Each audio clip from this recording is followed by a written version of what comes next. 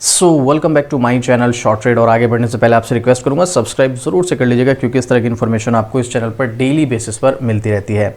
आज जो मैं आपके लिए स्टॉक लेकर आया हूँ केमिकल सेक्टर का स्टॉक है, और ये भी एक जो है स्मॉल कैप की कंपनी है, और इस कंपनी से भी एक दिग्गज इन्वेस्टर का नाम जुड़ा हुआ है।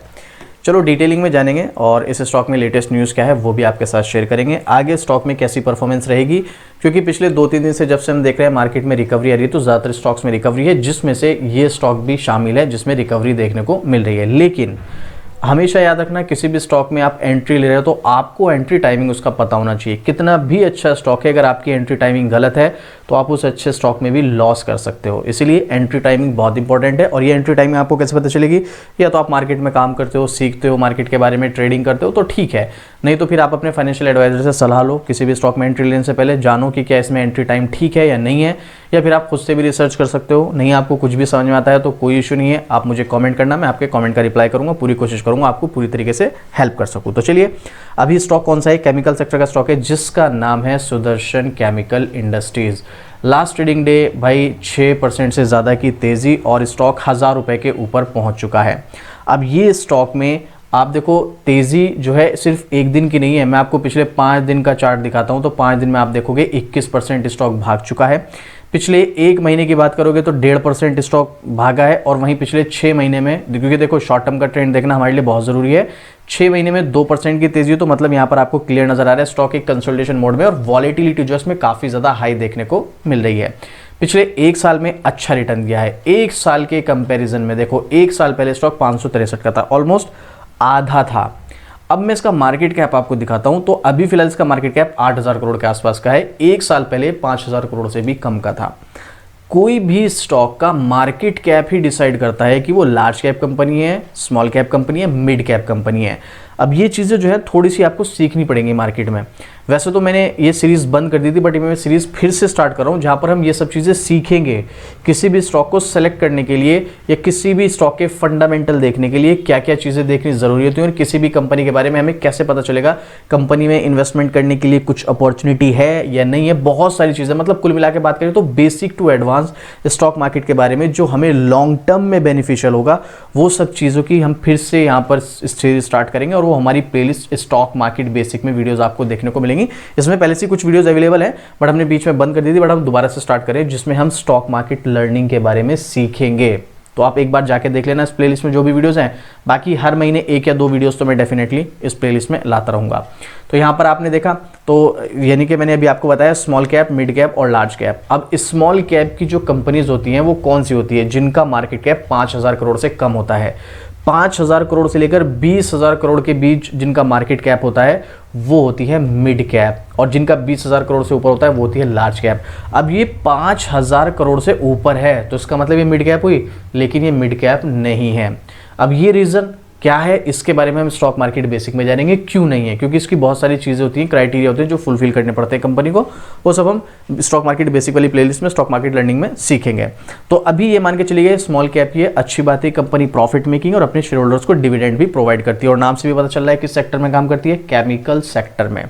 अब पहले मैं आपको इसकी एक न्यूज़ दिखाता हूं, उसके बाद आप कमेंट करके बताना अपना ओपिनियन। मेरा क्या ओपिनियन है वो भी आपके साथ में शेयर करूंगा। उससे पहले अगर अभी तक आपने अपना डीमैट अकाउंट ओपन नहीं किया तो इंडिया के टॉप ब्रोकर के साथ आपको फ्री डीमैट अकाउंट ओपन करने का मौका मिल रहा है। कौन से ब्रोकर के साथ?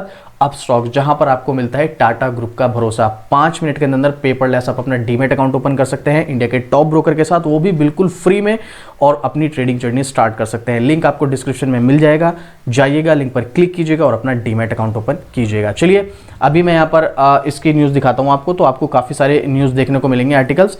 तो यहाँ पर हम हिंदुस्तान का आर्टिकल देखते हैं। मैंने कहा था ना स्टार्टिंग में ही, एक बड़े इन्वेस्टर के पास इस कंपनी के स्टॉक हैं।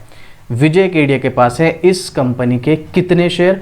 अब ये है 10 लाख शेयर। 21,000% चढ़ चुका है शेयर का दाम। 2100 नहीं है, ये 21,000% है।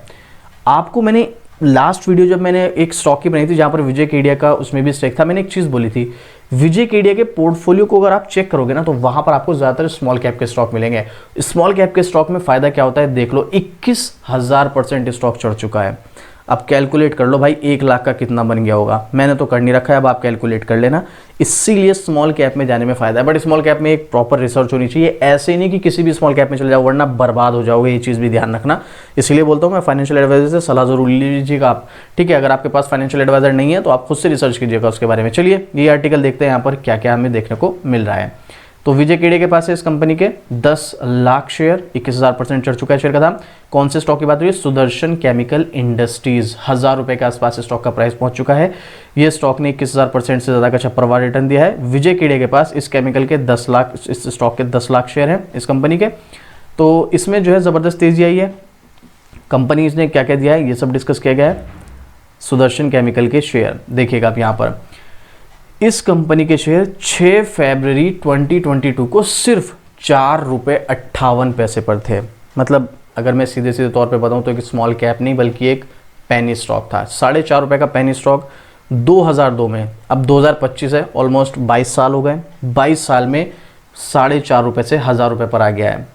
अब देखो यहाँ पर आपको एक चीज़ समझनी है, हम बहुत सारे ऐसे स्टॉक्स देखते हैं जो 10 रुपये का था 1,000 पर आ गया, 2 रुपये का था 5,000 पर आ गया, 3 रुपये का था 2,000 पे आ गया। बहुत सारी हमने ऐसी स्टोरीज देखी हैं, लेकिन उन स्टोरीज में आपको हमेशा देखने को मिलेगा उसमें 15 साल लगे, 20 साल लगे, 25 साल लगे।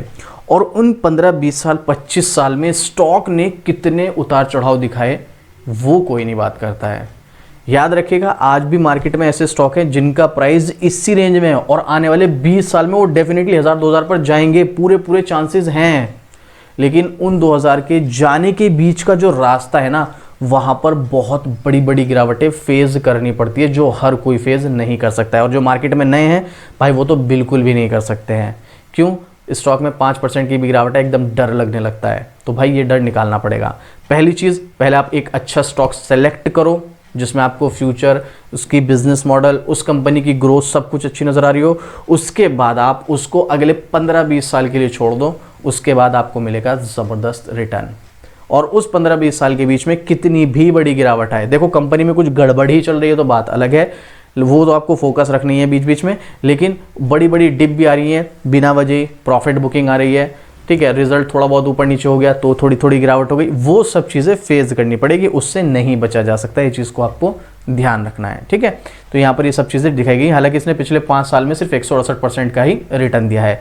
52 वीक है 1235 है और 52 वीक लो 534 रुपये के आसपास है और ये स्टॉक अभी 1000 पर चल रहा है। तो अपने 52 वीक हाई से अभी भी नीचे ही हमें देखने को मिल रहा है। अब ये स्टॉक के बारे में मैं डिटेलिंग तो नहीं बना रहा हूँ, बट अगर आप मुझे कमेंट करेंगे कि भाई इसके बारे में डिटेलिंग वीडियो बनाऊँ जहाँ पर मैं इसके बिजनेस मॉडल, इसके फाइनेंशियल, इसकी कंपनी की ग्रोथ के क्या चांसेस हैं, कंपनी की इंडस्ट्री में कैसी, मतलब केमिकल इंडस्ट्री में क्या मार्केट शेयर है, बहुत सारी चीज़ें होती हैं। तो ये सब चीज़ें के बारे में आप मुझे कमेंट करेंगे तो मैं इसकी डिटेल वीडियो बना दूंगा जहाँ पर ये सब चीज़ों के बारे में डिस्कस करूँगा। अभी फिलहाल के लिए देखते हैं एक्सपर्ट्स का कोई ओपिनियन है इसमें या नहीं। तो आप नाम पढ़ सकते हैं सबसे पहले, सुदर्शन केमिकल इंडस्ट्रीज लिमिटेड। थोड़ा सा स्क्रॉल करेंगे तो आप यहाँ पर देखेंगे 7 एनालिस्ट ने यहाँ पर अपनी रेटिंग दी है। ये जो एनालिस्ट रेटिंग देते हैं अगले 1 साल के हिसाब से देते हैं कि भाई अगले 1 साल में स्टॉक कैसी परफॉर्मेंस करने वाला है। तो 7 एनालिस्ट में से 29% एनालिस्ट का ऐसा मानना है कि आप इस स्टॉक में एंट्री ले लो, अगले 1 साल में स्टॉक भागेगा। यहाँ पर 29% जो एनालिस्ट हैं जो यहाँ पर रिकमेंड कर रहे हैं कि इस स्टॉक को आप होल्ड करके चलोगे, अगले 1 साल में स्टॉक तेजी दिखाएगा। लेकिन 14% एनालिस्ट ऐसे हैं जो ये बोल रहे हैं कि स्टॉक से आप एग्जिट हो जाओ, ये स्टॉक गिरेगा, अगले 1 साल में आपको लॉस दे सकता है। तो मतलब ऐसा देखा जाए तो ज़्यादातर यहाँ पर बाय और होल्ड ही बोल रहे हैं। और वहीं पर पब्लिक का ओपिनियन अगर आप देखेंगे तो 100% बाइंग देखने को मिल रहा है।